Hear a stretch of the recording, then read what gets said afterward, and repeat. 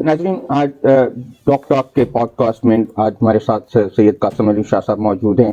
आज ये faculty of food science में यहाँ बहादुर ज़किया यूनिवर्सिटी में तशरीफ़ लाए और आज उन्होंने एंटरप्रेन्योरशिप पे बात की और हमारे बहुत सारे तालबा जो हैं उससे मुस्तफ़ीद हुए।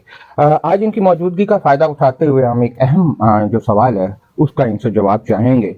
सर जी, मुझे आपको बहुत शुक्रिया, आप हमारे यहाँ तशरीफ़ लाए। सर, मेरा आपसे पहला एक क्वेश्चन ये है कि इस वक्त पाकिस्तान के अंदर जो टोटल पॉपुलेशन है उसका तकरीबन 64% नौजवान लोग हैं, यानी जिनकी उम्र 30 साल के करीब है, और तकरीबन 30% पॉपुलेशन 24 करोड़ में से जो इस वक्त है वो इस वक्त उनकी उम्र 15 साल से 30 साल के दरमियान में है। ये एक बहुत बड़ा वॉल्यूम है यूथ का हमारा। पिछले साल का स्टेटिस्टिक ये बताता है कि तकरीबन 9 लाख के करीब पाकिस्तानी नौजवान, पढ़े लिखे नौजवान पाकिस्तान से बाहर चले गए मुलाजमत में। अब ये इतना जो ब्रेन ड्रेन हुआ, हमने उनको पढ़ाया और अल्टीमेटली वो दुनिया में काम कर, अगरचे इससे हमारा इनकम का सोर्स भी जनरेट होता है, लेकिन हम कहाँ खड़े हैं इस हवाले से बताइए कि क्या यूथ को कोई डायरेक्शन देने की जरूरत है कि वो पाकिस्तान में भी रहें और इस मुल्क के लिए भी काम करें? इस हवाले से थोड़ा सर बहुत बहुत शुक्रिया, क्योंकि असल में ये जो ब्रेन ड्रेन है ये बहुत बड़ा एक सब्जेक्ट है। मैं ब्रेन ड्रेन को अगर समझाना चाहूँ, इसका पॉजिटिव क्या है, इसका नेगेटिव क्या है, तो हमें देखना पड़ेगा कि इससे मिलती जुलती मिसालें कई और मुल्कों की भी हैं।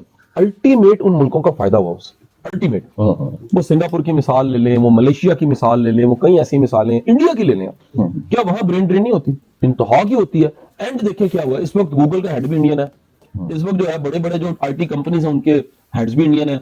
तो गुजारिश ये है कि ये ग्लोबल विलेज है, इसमें आप ना पाबंद नहीं कर सकते किसी को कि वो यहीं पे रहे।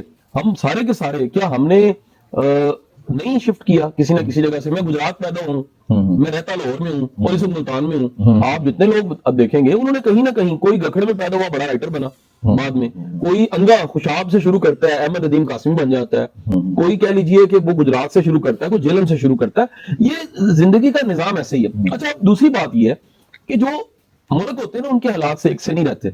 दुनिया में बड़ी बड़ी अंपायर्स गिर गई हैं और बड़े बड़े जवाल के शिकार जो हैं वो अरूज की तरफ चले गए हैं। आज इस मुल्क में चैलेंज है, अगले 5-10 सालों में बेहतर हो जाएगा। जब बेहतर हो जाएगा तो इसमें से बड़ी दुनिया ऐसी होगी जो वापस आके सर्व करेगी। ऐसा हर दफा हुआ है, पिछली गवर्नमेंट में, PTI की गवर्नमेंट में, बड़ी दुनिया बाहर से अपनी जॉब्स को, कामों को छोड़ के पाकिस्तान वापस आई है।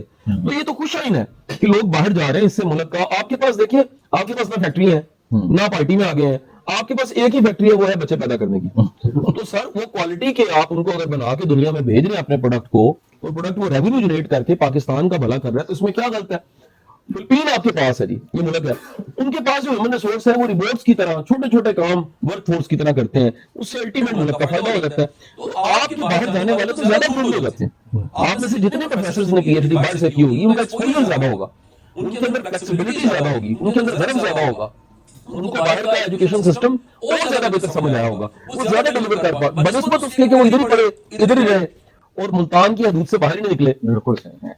बहुत मेहरबानी। दूसरा क्वेश्चन मेरा आपसे ये है कि इस वक्त हमारे मुल्क में तकरीबन 40% से ज्यादा लोग पॉवर्टी लाइन के नीचे रह रहे हैं, यानी तकरीबन 10 करोड़ से ज्यादा अफराद।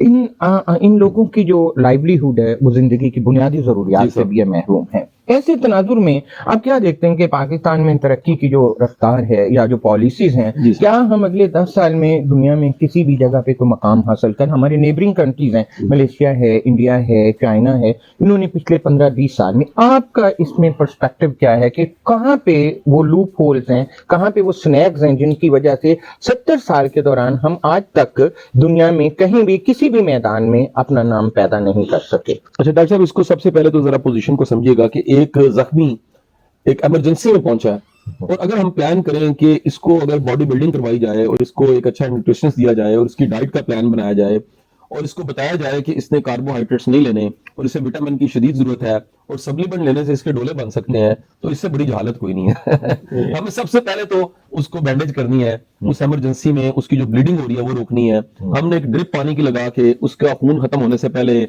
उसको डिल्यूट करके कम से कम सर्वाइवल की तरफ लेके जाना है।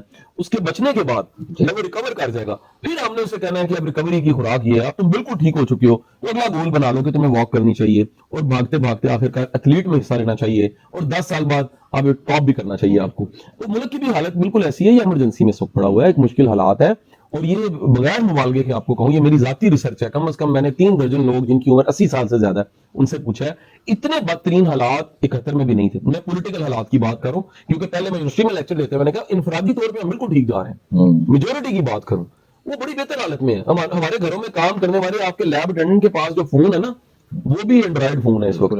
آپ کے پاس جو یہ لڑکا چائے بنانے آیا اس کے پاس یو فون کا اس نے سم لی ہوئی ہے اور بڑا بہترین ابھی فون تھا، وہ ادھر سے نکلا وہ فوٹو لینے لگا تھا، بڑی مشکل سے میں بچ کے اس سے ادھر پہنچا. تو اب اتنی ترقی کے بعد اور اس نے اور کون سی ترقی کرنی ہے؟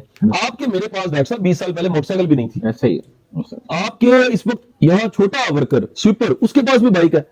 انفرادی طور پہ ملک ٹھیک جا رہا ہے. اجتماعی طور پہ جو چیلنج ہے ان کو ذرا دیکھیے ایک بڑے تناظر میں. ملک کے جو ٹاپ 1 2 3 پرابلمز ہیں اس میں سیکیورٹی سب سے بڑا مسئلہ ہے. نمبر 2 آپ کا اس وقت پولیٹیکل سٹیبلٹی لانا بہت بڑا مسئلہ ہے. آپ کی اکانومی کا سیٹل ہونا سب سے بڑا مسئلہ ہے. پھر اس کے بعد آتا ہے یہ 3 بڑے مسئلے جو 3 ہماری کہہ لیجیے انجریز ہوئی ہوئی ہیں، یہ ریکور ہوتی ہیں، ٹھیک ہوتی ہیں.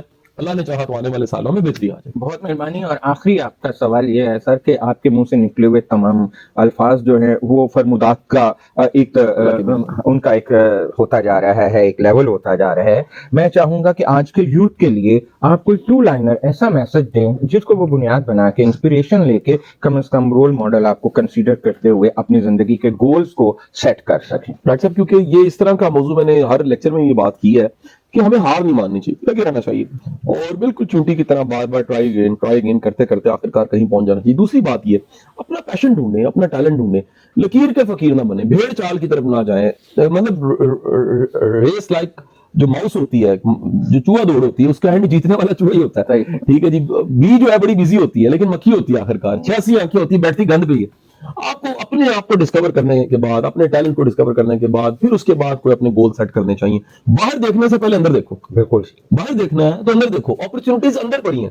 یہ سارے بابے جو جتنے بڑے بزرگ ہیں وہ یہی کہتے رہے. کوئی کہتے رہے جی اپنے اندر چاتی مار، کوئی کہتے رہے جی تیرے اندر آب حیاتی ہوں، کوئی اقبال جیسا بڑا جو مفکر ہے وہ کہتا رہا کہ اپنے من میں ڈوب کے پا جا سراغ زندگی، اور سوکریٹس جیسا بندہ کہتا رہا کہ اگر آپ نے پوری کائنات کو سمجھنا ہے تو پہلے اپنے اندر دیکھو، اندر کو سمجھو.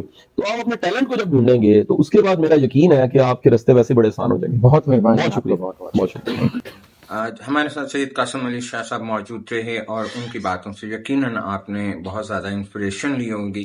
ہم اس طرح کے نئے ایپیسوڈ کے ساتھ آپ کے ساتھ ڈاک ٹاک میں موجود رہیں گے. آپ کا بہت شکریہ.